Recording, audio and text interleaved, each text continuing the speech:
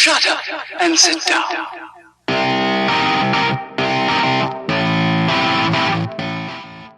Hi and welcome to another episode of ctl-alt-del-church. This week I'm delighted to be joined by Dr Bex Lewis. Hi Bex. Hi. It's great to have you with us. Can you introduce yourself a little bit for folks who don't know who you are? So my official job title is Senior Lecturer in Digital Marketing at Manchester Metropolitan University. I also run my own social media consultancy called Digital Fingerprint. I've written a couple of books and a few book chapters. Main book I'm trying to write a second edition of at the moment, which is Raising Children in a Digital Age, which is looking at the positives as well as the negatives, whereas lots of books lead with the negatives. I did the original history of Keep Calm and Carry On, If You Hate That Poster. I've written a book on the origins of that came out of my PhD. And yeah, since I've been online maybe 20 plus years. I think I sent my first email in 97 maybe, in the old orange and black screen. Yeah, I'm just quite passionate about encouraging people to look for the opportunities online, recognising it's not risk-free, but life's not risk-free either. So, yeah. It's brilliant to speak to someone who's not terrified of the internet. I think most of the people that we've spoken to so far have been absolutely petrified of, for all kinds of reasons, mostly because they don't know their way around. But you do, and it's been a huge part of your life over those kind of 20 years, hasn't it? Yeah, it was. And I mean, I was doing a PhD on Second World War posters, and I made my first website by taking a Word document and saving as website. And then I got funded to do 6 hours of training on Dreamweaver back in the early 2000s. Started building websites for people. I'm not so excited by the back end of it. I'm more interested in the communication side of it, but having enough tools to be able to do it is fine, or knowing someone to do it for me is even better these days. Yeah, and the days where you had to do a course in Dreamweaver to make a website, and now you can press 3 buttons and publish your own, and it's such a difference, isn't it? Yeah, and I love just being able to say to people, if you can do a Word document, you can probably make a website using something like WordPress. It's really easy. Yeah, it opens up all kinds of possibilities for people. I've started most of our conversations around about what happened in lockdown for you, so that kind of moment where the world stopped. But your story of that is slightly different from everyone else's. Where in the world were you when lockdown happened? I was in New Zealand, so I'd won a writing scholarship to Vaughan Park Anglican Retreat Centre, which is about 20 minutes out of Auckland, on a beautiful beach. It was supposed to be a 2-month writing scholarship to work on my book. The first 2 weeks were great. There was still the whole conversation about what's happening with coronavirus. I was supposed to be doing public speaking at various universities.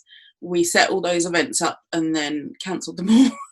I think I managed to do one, and then I managed to do a couple online as a replacement. But yes, I was in a retreat centre for 40 people. And as New Zealand went into lockdown, there was me rattling around a centre built for 40 people. I mean, thankfully, New Zealand was doing the bubble thing right from the beginning. So the chaplain at the centre lives on site. So I was bubbled with his family right from the beginning. So we were very careful for the first couple of weeks after his kids finished school. And then once we'd got through 2 weeks and no one had anything, we had kind of some meals together and went, just able to have a bit more of a life rather than just getting squashed in there. But it was, I had people say to me, "Oh, did you still get on with your reading and writing?" And I said, well, I tried, but I was trying to deal with insurance companies, the consulate, because all the flights had been cancelled, and my oncologist, because I was only supposed to be abroad for 2 months, and suddenly it looked like I was still going to be there possibly in July, August, and just obviously no one knew what was going on. I managed to get a consulate flight back on the 2nd of May. So very full flight, because I think they only put 5 or 6 flights on, and there was more people than that wanted them. So very lucky to get a business class seat, which was nice. It was kind of luck of the draw. But yeah. So while you're away, obviously you were connected to everybody that you know by the internet. So your experience, I can look out my window and I can see people. You can look out your window there and see a beautiful beach, but know people, and everybody that you know is on the other side of the world. That's not great. Yeah, it was quite hard. It was, and I think a lot of people are quite jealous that I was next to this beautiful beach that I managed to go for a walk on every day. I think it was 1 kilometre long, according to my Pokemon that I was walking along it. The digital made it a lot easier in a lot of ways. So I did some stuff by webinars. I could chat to people on Facebook. Obviously, the time difference is one of those things. It doesn't matter where in the world or what time it is, but most people in the UK were asleep while I was awake and vice versa. But one of the things I did, particularly once we got the message from the Foreign Office saying you should try and get home, and flights were like $83,000 one way, just like, no. It was so I was having a look. My brain's gone. What was I saying? Flying home. Yeah. Yes, it was once the Foreign Office had told us to fly home, and it just looked ridiculously expensive.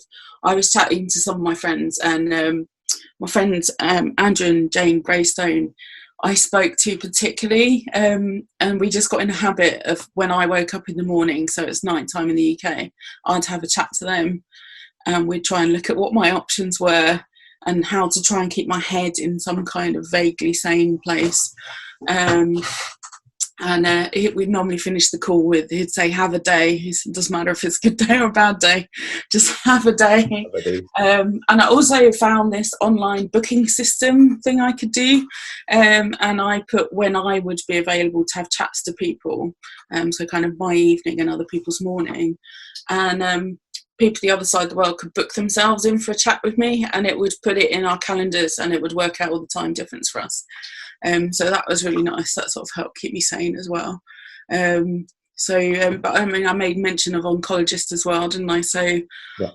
I am dealing with incurable cancer, and I was only supposed to have a 2-month break from treatment, so I wanted to get home. So we were trying to deal with insurance companies, New Zealand oncologists. I still need to get about £1,000 back for all the appointments and scans I went to out there. And so yes, but I'm super glad I did come back, because I know this week I've just found another tumour and I have to start a different treatment. It's really nice being in a beautiful part of the world, and I still hope I get a chance to go back, but sometimes it's really good being near one of the top hospitals for cancer in the UK. Yeah, that helps. Yeah. Yeah. So well, we're glad you're back. Yeah. Trying to find the little positives, isn't it, when life feels really hard at the moment. So it's trying to say, this is good, this is good, this is good. Yeah. As well so that connection's been really important for you through all of this, and I know that you've shared your journey kind of online, and that people have been able to kind of join you in that, and that you found tremendous comfort in other people as part of that. Yeah, and it's sort of comfort from friends who don't necessarily know what it's like, but they care about me and they'll read what I post, and also connecting with new people who are in the same boat as I am. I've got another friend who's going through testing this week, trying to work out, she's definitely got a new tumour somewhere, but they haven't worked out where yet. And so there's that kind of encouragement from people. There's a really difficult side to that as well, because you make all these new friends, and then in the last 4 or 5 weeks lost at least 5 people that I directly know, and then you see other people that you haven't really got to know, but someone in the group says, oh, so and so has also died, and most of the time we're quite good at saying died, not passed over or lost. And it's I'm interested in that as in an academic way as well as a personal way. So I'm halfway through writing an autoethnography of having cancer in the digital age, so trying to reflect on my own process of how it's helped me, and what that might mean for other people trying to use sort of similar tactics. One of the interesting ones was the fact that when I went for my first diagnosis, no one knew that I'd gone for treatment apart from a handful of people who knew privately, and then suddenly I have to post. I just used a little infographic that said 1 in 8 women will get cancer, and now I'm a statistic.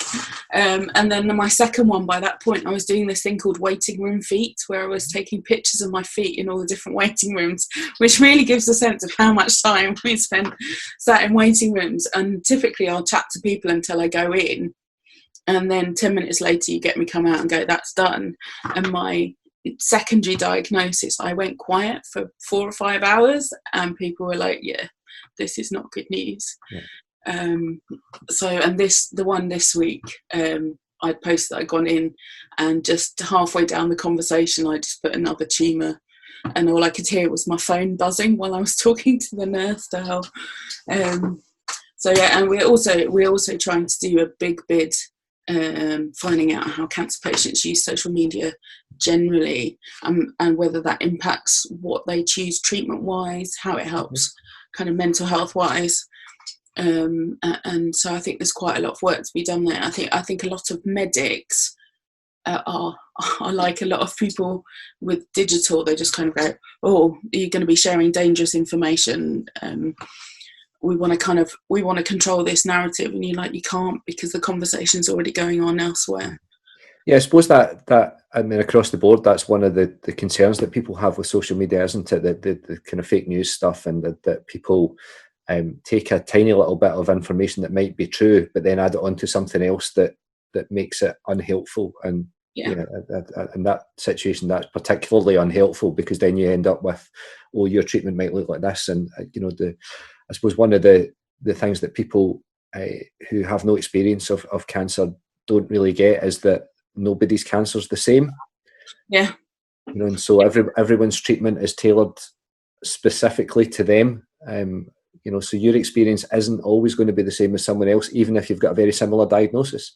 Yeah, and the same. I mean, so we'll go on. So I'm probably going to change my JUG course, and so I'm going on. I'll be saying to the group who else has had this and what kind of things have you had. But we know that it might not be the same for me.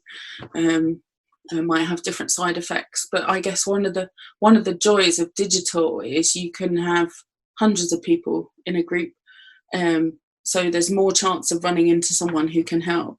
Whereas the physical groups you go to, there's typically 10 of you, maybe. And I remember I went to Maggie's for some face-to-face groups after I'd finished my first run of treatment. And I was really surprised at the questions people were asking, because I was like, I asked those online like the first week I got diagnosed.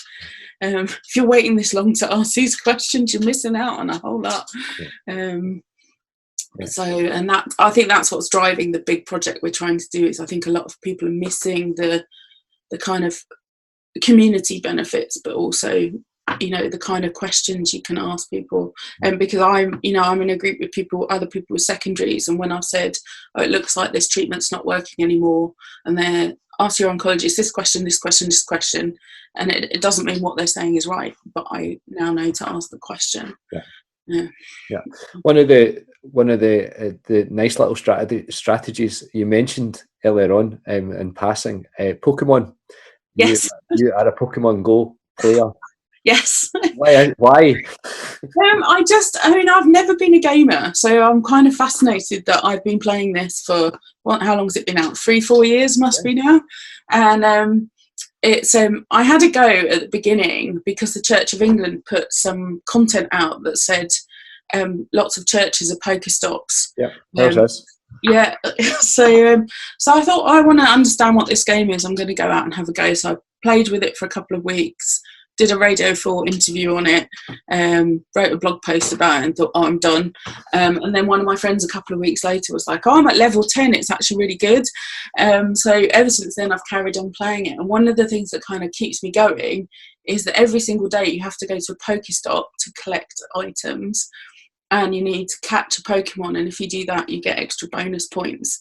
So even when I first started chemotherapy, the first day after chemotherapy I was very wobbly, and the nearest Pokestop was a 1 kilometre little loop, but I would go and do it, and then you'd kind of, a couple of days later you'd think, well, I'd go to the next Pokestop and the next one. And because it's incremental, and it depends where you are, rural it's quite hard to find stops, but I'm in a kind of suburban area, so there's enough stops to give me just something to do just one more. So yeah, it's got me out the house every day. Yeah, that's brilliant. So absolutely brilliant. And you've probably have you caught them all? No, not yet. No, and I'm still, there's 40 levels and I'm on 39 still. So still going. So yeah, in some ways I'm not, as I speak to other people who are very dedicated players and know a lot more about having battles and all this kind of thing, and I'm like, the thing for me is it gets me out the door. So everything else, yeah, I did catch a special one in New Zealand. Oh, well done. There's one you can only catch there, and I caught it I think the third day there and was really excited, and then I think by the time I'd walked that beach I caught one nearly every day, so I've got like 80 in there. So I think it's called a Relin Cath or something. So so all this stuff, this digital stuff, the church around the world seems to have discovered yes. lots of it fairly recently, Yes. Which isn't to say that the church hasn't been online in the last while, but you know, obviously as soon as everything shuts down physically, people look to the internet to be able to do things. So what kinds of things should we be looking at in terms of even just the kind of trends in that? And you know, have you kind of noticed that people are doing particular things? Are they just trying to replicate life in real life online, or are there things that are kind of interesting about that?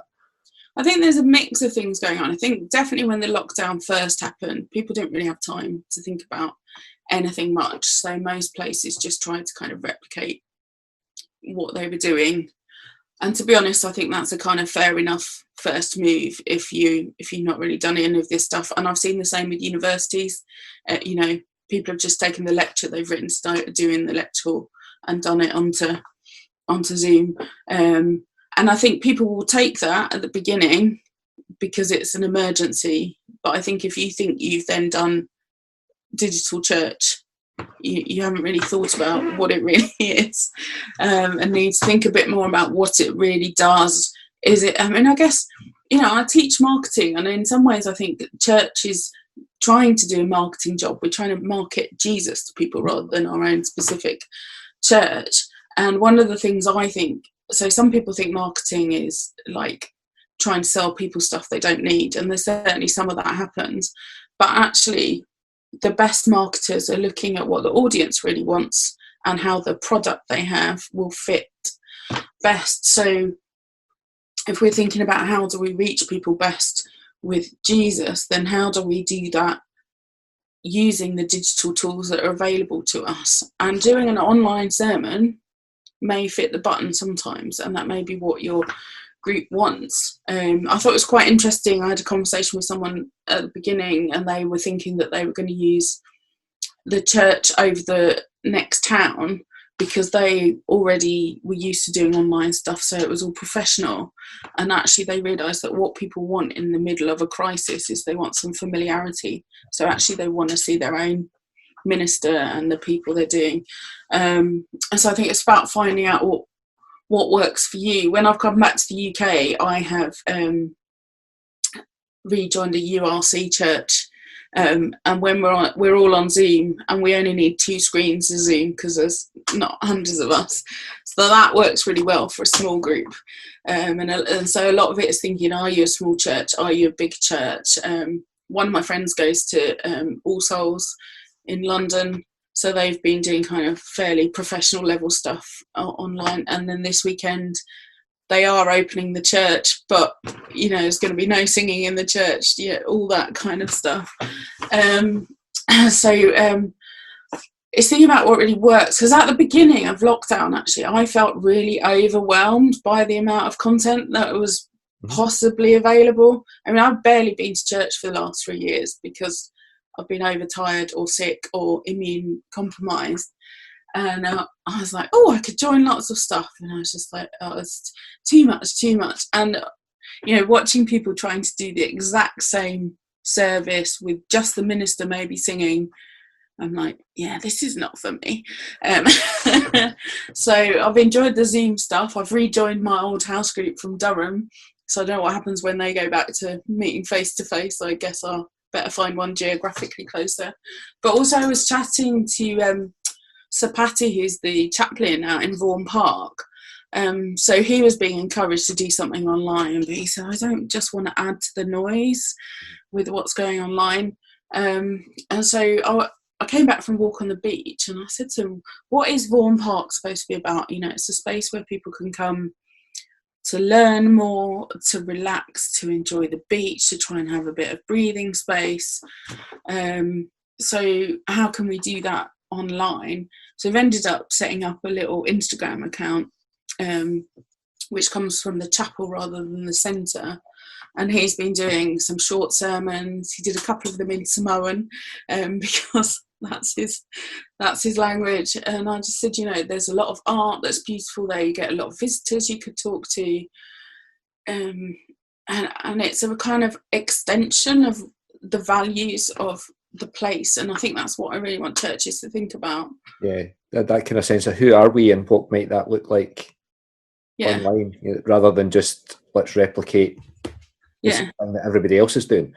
Yeah, because I saw Miranda Threlfall Holmes tweeted yesterday that she's saying when her church goes back to having a physical space, they want to continue doing some stuff online, but she thinks that's going to be 2 different services.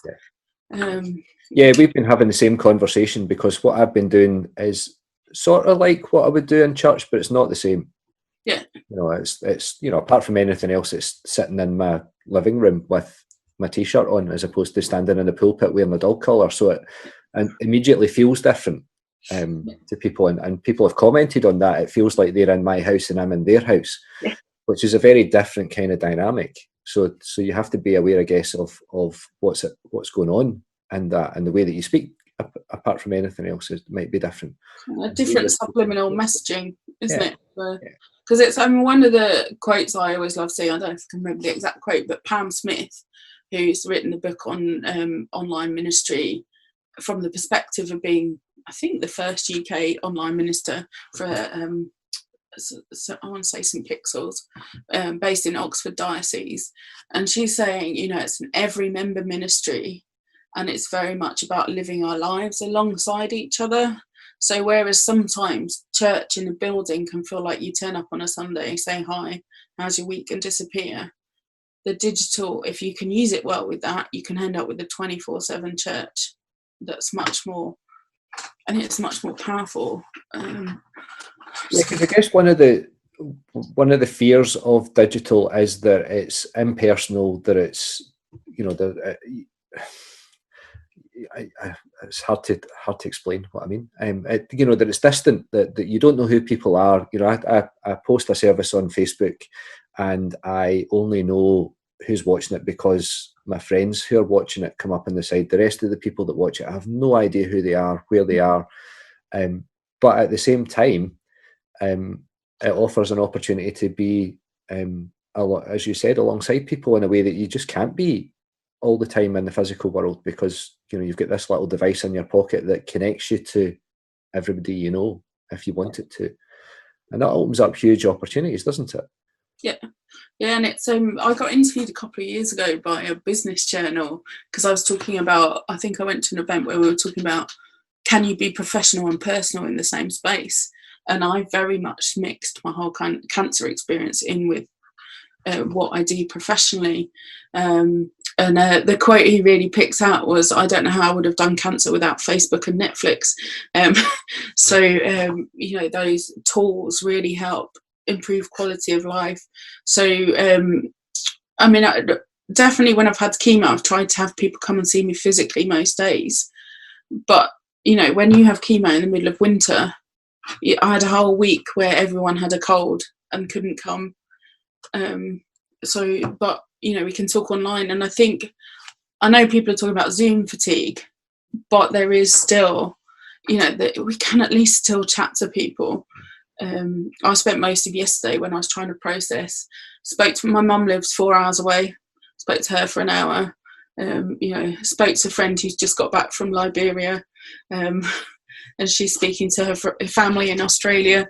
So it's broken down a whole load of those barriers, which I think some people find quite scary. But I think quite a lot of the negative stuff will come out of early research into digital. Mm-hmm. So when you needed to be properly geeky and you'd sit on your own in a dark room for hours. And I think people think you still do that. And actually, for me, whenever I've run my social media for the scared training that I used to do for churches, and I'd always say to people, most of the time when you say social media, people focus on the media and they say, oh, I don't do technology and all that kind of thing. And I say, actually, if you focus on the social and the communication side of it, it's actually about thinking about what you want to do and why, and how does the tool let you do that. And we're not saying that every minister should learn how to use YouTube, Facebook, Twitter, Instagram, TikTok. I'm still waiting for some TikTok sermons. They're going to be interesting. Not done that yet. Yeah. So I have seen a couple of sort of Christian things come up, but I obviously haven't liked enough. The algorithm's quite fascinating on TikTok. I think I clicked a couple of nurse things and suddenly suggesting 12 million more nurses to follow, and I was like, hang on. What happened to all the other? Kind of early days of anything, isn't it? It kind of really skews your content. Yeah. So, yeah. And I haven't got the patience to learn how to do all the TikTok dances. For people who don't know, TikTok is like you do dance challenges or you lip sync along to things, mostly. Yeah. Could do lip sync sermons. That'd be good. Yes, that would be. It's just experimenting with stuff again, isn't it? Yeah. And having to do it in a really short, because they're all really short. And I think that's been part of my fascination with my PhD was posters, which obviously are very short messages. And then Twitter really is still one of my favourite mediums. And I think because I like to write everything down and think about everything, I've got like loads of notes, and I'm like, how do I condense that into? Yeah, I remember when I was training, you know, the person that was doing our kind of sort of preaching course was like, you know, if you can't say this in a sentence, then, you know, the rest of it's just commentary around that sentence. You know, so if you can't say it in a tweet, then you haven't focused enough. You know, if you don't know what this is about and you can't explain it to somebody in 140 characters, then you're lost, and you've lost them too. So, you know, all the rest, you know, might be interesting, but it's not about what it's about. So, you know, those kind of like what's today's sermon about? That really helps me, you know, having to compose a tweet to say, you know, this is what we're talking about today. Yeah. It's your takeaway message. Yeah. It's a kind of summary, isn't it? It's that, you know, and as you said, that there's so much noise at the moment, being able to kind of cut through that with things that people are actually interested in, and discovering weird things that you thought nobody would be interested in, but they really are, and being brave enough to share that with the wider community, I think has been a really interesting experience, you know, for me as much as for the people that I see around about. We created our church as a garden, and so we've just stuck some poles with some prayer. You know, it would be like prayer stations if it was in a church. So we've done it in the garden and put some ribbons on the gate. So we've closed the gate, put some ribbons on, and people are in the community, oh, that's a brilliant idea, I'm totally coming down to do that. And you're thinking, how did that happen? You know, there's like 100 people who have never been in the church. I'm going to come and tie a ribbon on the gate. You know, so the opportunities for those small kind of ritualistic kind of acts, but which really connect with the experience that people are having. There's loads of things like that the church can be doing to help people to express how they feel or how they feel connected to each other or disconnected from people and all that kind of stuff. And not everyone needs to do the same thing, but I think I sometimes think when people are like, well, literally people are like, if you had 5 years left to live, which who knows, what would you do? And I'm like, well, if money was no object, I probably just would go around and chat to people and build up this massive bank of tips for how to use stuff well, because I feel like I watch people just make the same mistakes over and over again, and I'm like, actually, if we talk to each other more. So what are they? What are the like top 3 mistakes that people make? Oh, I don't know. Put you on the spot. I mean, the biggest mistake is not really looking at what anyone else is doing, isn't it? It's like a bad student essay. They just re-summarize what I've done in the lecture, rather than going and look at other books, and they think they've got this brilliant new idea, and you go and have a look, you're like, no, people have been doing that for 20 years, which I think some churches have been doing. They're going, oh, we could go online, no one else has ever done this, is that have a confession. In my first degree, I studied community education, and we had to write an essay about housing policy. And when I handed it in, I got the comment back, you could have used chapter 7 too. I used one book. Yes, it definitely does. Okay. Yeah. Point taken. Yeah, you're just like, oh, this book's got all the answers. Yeah, I had, because the guy that was marking the thing had written it. Yeah, but they want to see you find something else as well. So I guess I'm trying to think what the other thing I guess is people panicking and think they need to use everything. And I guess the other big thing is not seeing what it can do differently. So just assuming that what you're doing has worked for 200 years, so therefore this must work and we can just use it in the same way. Because I think one of the questions that's quite often struck with people, that I've left people with at the end of kind of training on social media for the scared, is like, I know this feels like something else is going to take up your time, and you're already working 6 days a week, and it's you don't have to do it all, but you need to create an environment where people in your church feel like you can do it. But also, what is the cost of not doing it? And then you've got to look at what else you do and what might need to go to give space for this. And I'm not saying every church needs to do it, but you need to ask the questions. I did a training event for URC head office, and they were saying, our demographic is towards the higher end, so lots of people are not necessarily using digital. And it was kind of like, well, actually, older people do use it quite a lot. But if you find that's not your group, then you either need to think, do you want to train them to do some stuff? But also you want to be thinking about who might come and join. Who do you want to join? And what are they listening to? There was a tweet this morning, they were saying Church of England was trying to work out if they're like Radio 4 or Radio 2 or something. And someone said, so they're asking this question, whereas actually if we want to reach young people, it's Spotify or YouTube. It's completely the wrong channel. And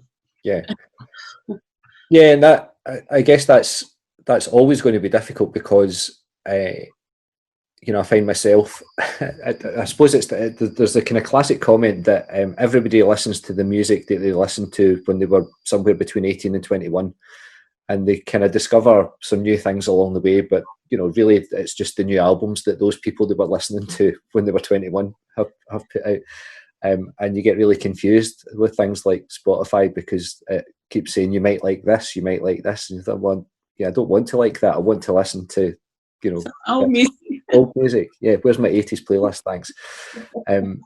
And making those kinds of moves, that's a huge shift from physically owning music, sort of buying LPs and CDs and even tapes, to finding everything in one place online, and having it suggest things to you, whereas you would just you listen to the radio to find that out. And even I think as you move through your life, the radio station you listen to changes, so people of my age hardly ever listen to Radio 1 anymore. And I don't know why that is, because it's not like they don't play stuff I like. But and the radio stations are really clever with that. So all the DJs that were on Radio 1 when I was 20 are now on Radio 2. Yeah. And they've just kind of moved over, and they're still you know, doing the same kind of thing, and it's nice and gentle and comfortable, and I don't have to think too much about it, and I don't have to be challenged too much about it. And I guess that's part of the fear, isn't it, that if we go and do something new because there are other people out there, all these Radio 1 listeners, who might come and join the church, you know, well, I'm nearly 50, you know, what on earth have I got to say to them? And then you remember that Pete Tong's older than me, and, you know, John Peel had this incredible, you know, following of, you know, and there was a guy who was in his 60s who was playing stuff that nobody'd ever heard before. So it's not that you can't do it, it's just a mindset, isn't it? It's part of you know, well, why can't I do that? Yeah, I think it's being prepared to experiment, because I mean, people think that I do everything digitally, but I mean, we've just talked about Spotify. I don't actually have a paid Spotify account. I use one occasionally, but I have Radio 2 playing on my Alexa most of the time. I think my Alexa is basically just a very expensive Radio 2. I quite often forget to do anything else with it. Video I hadn't done a lot of. Yeah, it's kind of, you know, I find Instagram, Facebook, Twitter very comfortable. TikTok I'm not so good at. What's the other one? Snapchat. Never really got my head around that. And some of it is you need people to connect with, to experiment with stuff properly. Yeah. So I don't really know enough people on Snapchat to really get my head around it. Yeah. Some of the stuff that worries people, you know, once we've been in this for a while, you know, we've got past the initial crisis, quick, everybody do something. People have started to have conversations about what does discipleship look like online? You know, producing worship is actually pretty straightforward. You know, it's you do what you would do, and somebody films it and you post it to YouTube. It's not that difficult. But what about this kind of idea that, well, what if we're stuck here for a while? What if, you know, and I hate that idea, you know, that we're stuck here as if being online is bad, you know, or it's not as good as real life, or, you know, all the things that people say, which are really unhelpful and actually just incredibly untrue. And I think we're starting to discover that. So what does discipleship look like, do you think, online? Yeah, I mean, part of it, I think, is the blending thing. I was just thinking back to when you said, you know, you're sat at home in your T-shirt and that's changed your relationship. And I think you'll find that when you go back into, you do have the building space, it's going to have changed. It might have broken down some different barriers, which some ministers will like and some won't. But I think the discipleship online, so I used to run the Big Bible Project where we had #DigiDisciple. So what does it mean to be a disciple in a digital age? And a lot of that was thinking about how could you be a Christian online. I wrote a piece in an academic journal kind of on this a couple of years ago, Surveillance and Society journal, and thinking about, are we the face of God online? But does that come with a pressure to be like this all the time? Or actually is it more about sharing the whole of life, which is partly what I've tried to do with my cancer treatment, is there's ups and downs in all of it. So Instagram typically is lots of people like looking super beautiful all the time. And I put pictures of me, I'll put a picture of me crying on the way out of the hospital on Wednesday, sort of trying to show the whole picture of that. So it's thinking about, how do we use it? Because I'm one of the things I've thought about before. Chris Rogers has done his "We Are Just Making Disciples" website, and he's talked about the difference between inner and outer kind of faith aspects, and how we can have digital helping with both of those. So outer is kind of evangelism, I guess, social justice, feeding the sick, all those kind of things, whereas internal is maybe Bible study, prayer. Although I find it quite interesting that Bible study for a long time has been seen as a very individual thing, hasn't it? And one of the things I really loved in lockdown is one of my friends went on YouVersion and invited me to do a Bible study with her. And there's about 10 of us now. And we just finished one yesterday, and she went, should we do another one? Because it's actually much harder to not do it. It's easier to go on because you know everyone else is doing their Bible study that day, so you go on and join it. So it's finding the right tools for that kind of inner and outer life, and thinking about what the digital does. So I tend to argue that the digital amplifies pre-existing culture. It might start to change it, but really what you put in is what you're going to get out, all those ones and zeros. So I was thinking about what kind of tools. I use an app called PrayerMate for prayers, and so I feed in a list of names of people. You can put people in different categories, and you say, so show me 3 of these every day and 1 person from this category every day.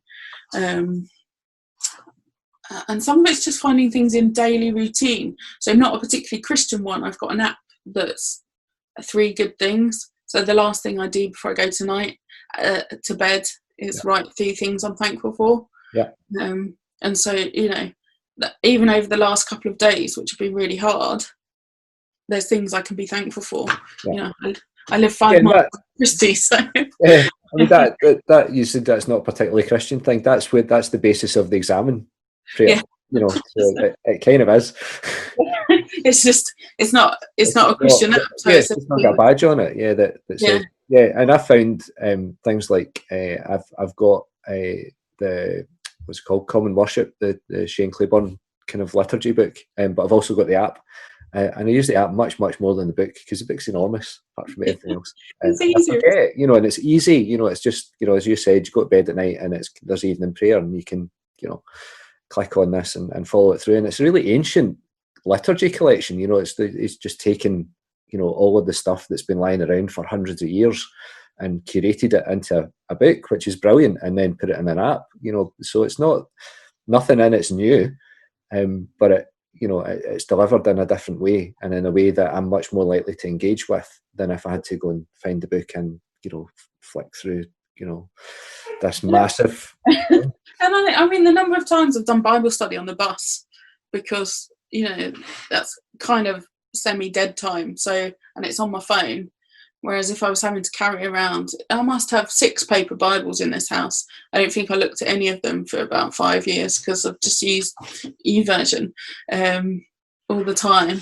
And it's the same even in terms of preparation. That it's the dogs again. You know, you got Bible Gateway first, then you can compare all the you know, rather than getting 5 different versions of the same passage out on the books, then you know. It's easier. But this is what because I sometimes think, is there not like a sermon bank somewhere? And I know the same as when I'm teaching a lecture, I'm always going to personalise it and it's going to come through. But it's, you know, I heard people at the beginning of lockdown saying, oh, it's just taking me 8 hours to prepare and upload my video. I'm like, is that the best use of your time at the moment?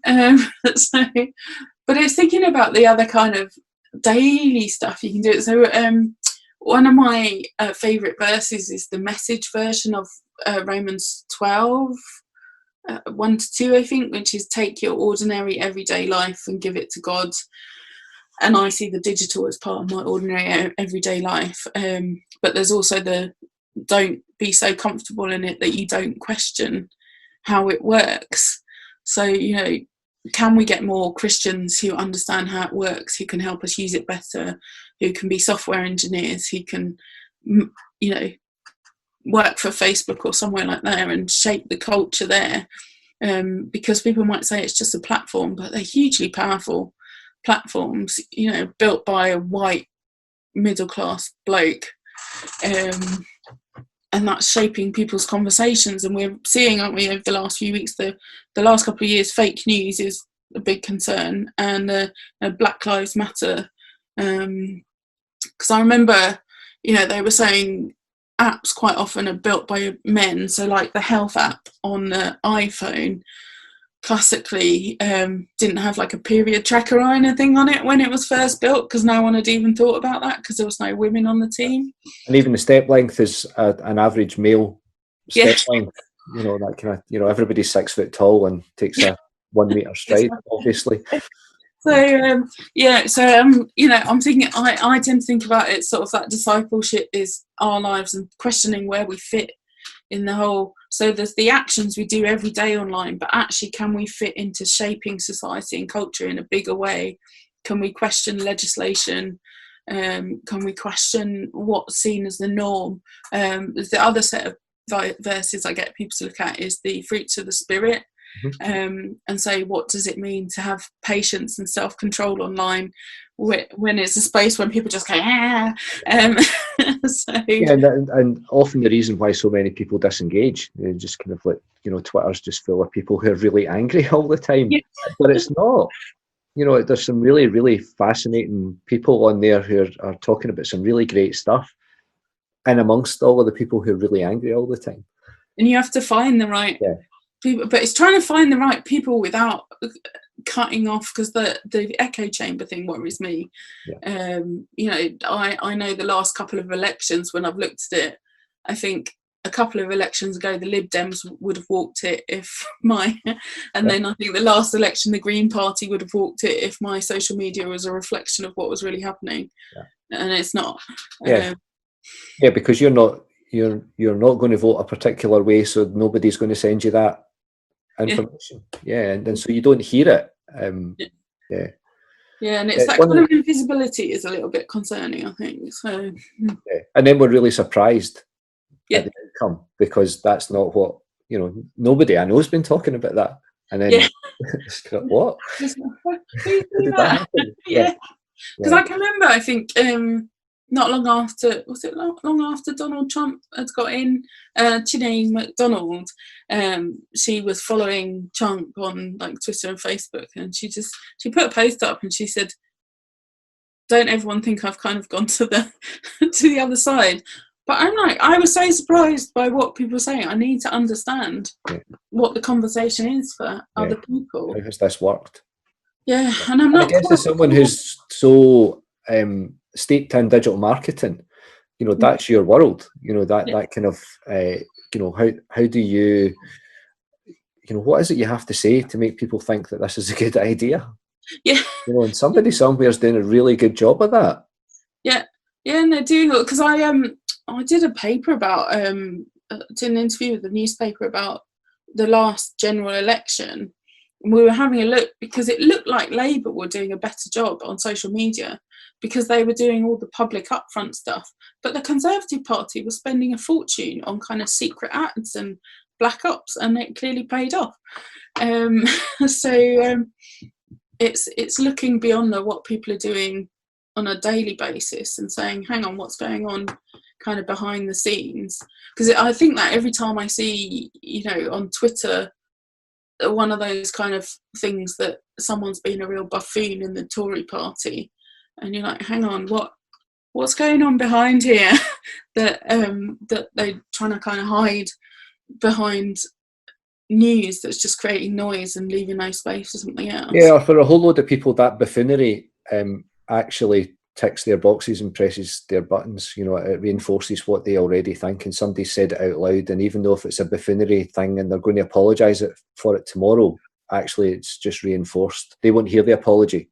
They've heard someone else reinforce their understanding of the world or their view. Or I got asked last week actually about whether someone was having a look at TikTok and the Boris bop, so that stay at home, go to work, stay at home, go to work, kind of, and loads of people have been doing variations of that on Twitter, on TikTok. And she was asking whether I thought that would change the next election, and I said, well, it's going to change the culture. And it's that classic thing, isn't it? Someone's like, it's only a bit of banter, but it's just giving it a bit of legitimacy. And you look like someone stupid for having pulled someone up on it. So the churches need to get much more savvy about that whole world. It's not enough just to tweet that Jesus loves you. That's not going to cut it, unless people already believe that, and then they're going to agree. And I think the big thing as well is and I think this is where a lot of ministers need to think about, how do they help their congregations? So people tend to think, how do I get people to come to my church? And then in their head this becomes, how do I get them to come to my Facebook page and my website? Whereas actually what I think church leaders need to be doing is equipping their church to be the face of God on, in these other spaces. because people are not going to come to church, but they may be friends with Christians. And they don't want a Christian friend who at 10 o'clock every morning posts a Bible verse or posts nothing but Bible verses. But if your Christianity is clearly part of your life, but you have other aspects of it, I think people are quite open to kind of having a chat with you, if as long as they don't feel like you've friended them as a possible project. Yeah, we've seen that. So we post the same thing in multiple places. So we have the kind of Sunday service goes on Facebook and it goes on YouTube, and sort of access to those two places from lots of other places. But one of the things that fascinates me is nobody shares it. So there's like 3 people that share it, and they share it every week. But nobody else does, and according to the metrics, we're doing okay in terms of people that are watching. But it's that, it's absolutely that. People don't want to be that person. Yeah. And the people know that they go to church and all that kind of stuff, but they don't want to be that person that's like, oh, every week we're going to share the service and you should really come and join in kind of thing. And that's okay. Yeah. There's this kind of, but we do it in real life too. It's the same, I don't want to be that person who only talks about, coming to church. And but the extension of that sometimes is that people never talk about it. So they get to the point where they just become really uncomfortable talking about their faith, or admitting or showing in this other space that they even have an interest. Which you kind of goes almost completely against the idea that you were saying there, that it's about sharing all of your life. And that's part of it. It's not the only thing you're ever going to talk about, but it's definitely part of it. Yeah. And it's trying to show, because I remember I ran some workshops for teenagers and was asking them what they were sharing, and it did have the whole gamut of someone who basically went on and just posted Bible verses. So I don't seem to have many friends. I'm like, well, why? And others who are like, they walked away and they said, you know what, next week I'm just going to casually post that I've just been to church, the same as I would post that I've just been to a football match. I'm not going to make a big deal out of it. And I'm like, I think that's how it works, and it's going to be slightly different for everyone. There's no 10 ways to do this kind of thing. Although I should probably think of some, because then I get loads of traffic on my blog. You would, yeah. That's the perfect post, isn't it?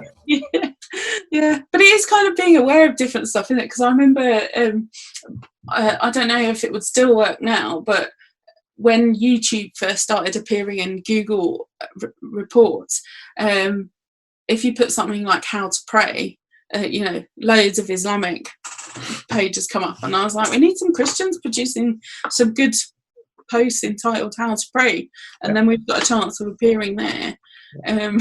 So, we just assume everybody knows. Yeah. And people don't, do they? No.